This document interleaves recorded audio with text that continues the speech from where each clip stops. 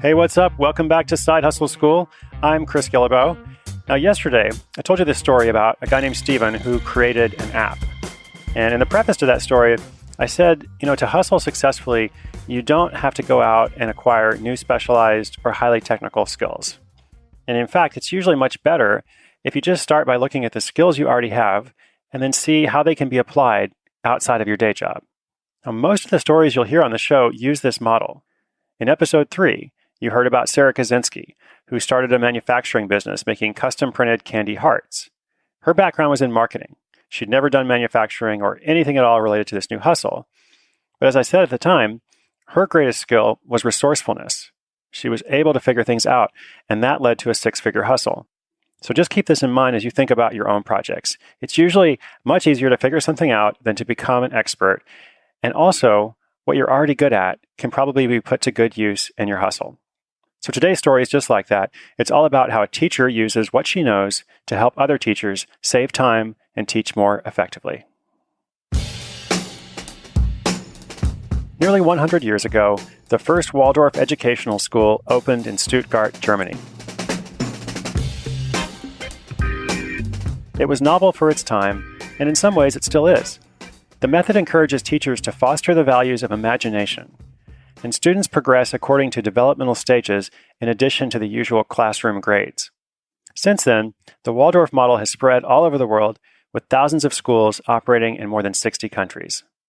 Meredith Floyd Preston is a proud Waldorf teacher in Oregon, and for years has immersed herself in studying and developing the most effective curriculum for her students. She's also been a reliable resource for other teachers, especially new ones who aren't used to this novel approach that Waldorf requires. All of this hard work led Meredith to an observation. Designing custom lessons takes a lot of time. A big part of the Waldorf approach is that the teacher prepares curriculum herself or himself, rather than teaching from a textbook. But for busy teachers, this can be incredibly time-consuming and tedious. Looking for ways to lighten this workload, Meredith noticed that a few curriculum resources were available for purchase, but only by schools, not individual teachers. Now, furthermore, the Waldorf method was becoming increasingly popular within the homeschooling movement, but homeschooling parents didn't usually have the same training that credentialed instructors did, and they had even less access to resources.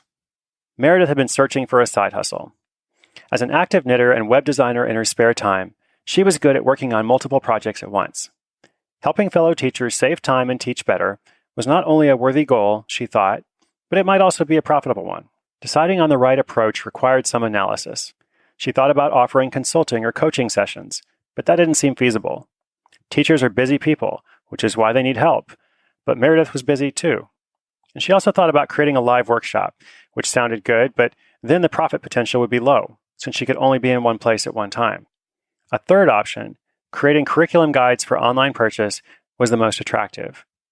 These guides would be low-priced, so she wouldn't earn much on any particular sale, but once they were complete and uploaded, whatever she earned would be nearly all profit. She decided to go for it. After writing her guides and compiling them in a simple PDF format, she put them online and quietly let people know they were available. When the initial response proved positive, she began to look at creating a series of planning documents for sale, another project that would require work on the front end, but then be available for purchase at any time, with no further work required from her. In short, Meredith had found an approach that was both feasible and profitable. Because new teachers are coming on board with the Waldorf approach each year, there's a virtually inexhaustible supply of customers. And for Meredith herself, this side project was the perfect match.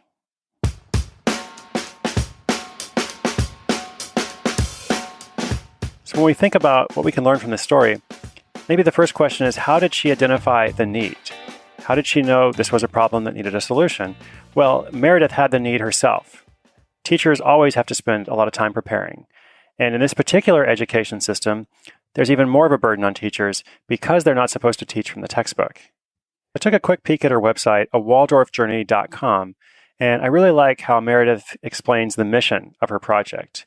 On her About page, it says, "This site chronicles my experiences and adventures in teaching. I've put together block-by-block guides for the Waldorf sessions I've taught to my students. They're pretty straightforward and practical, and lots of people have raved about them. I'm happy to share them with you." So I really like this style of, hey, I'm one of you, I'm an experienced teacher, I know how this works, and I have something that's going to help you. I have something that's going to make your life easier. So right from the start, she identifies with the intended audience, and she builds trust by pointing out her own story as well as the guides she's created. So maybe the other observation is when something's working, look for other opportunities. When I asked Meredith what was next, that's when she mentioned expanding to help teachers with planning documents. Teachers are busy. She's also becoming a trusted authority. So people who've purchased her curriculum guides are a natural fit to purchase something else. Now, I also asked if Meredith had any wrap-up advice for us, and she said, for me, the number one thing was to learn to schedule a bit of time every week to work on the hustle.